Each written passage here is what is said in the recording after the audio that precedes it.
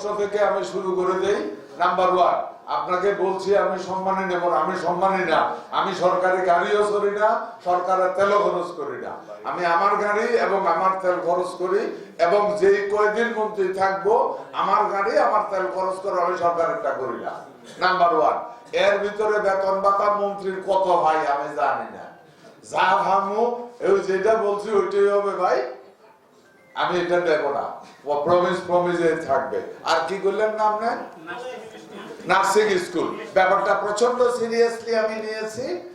আরেকদিন আপনাদের সাথে এটা নিয়ে ডিটেইলস গল্প করব, আপনাদের সহযোগিতা চাই।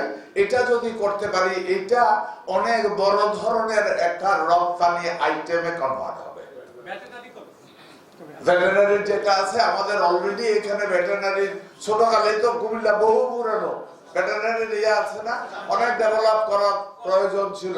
আমার পক্ষ থেকে যেহেতু এই সেক্টর আমার কাছে আছে, আমি ব্যাপারটা একটু ডিপলি দেখবো কত দ্রুত কি কি করা যেতে পারে। ধন্যবাদ বাউল ভাই।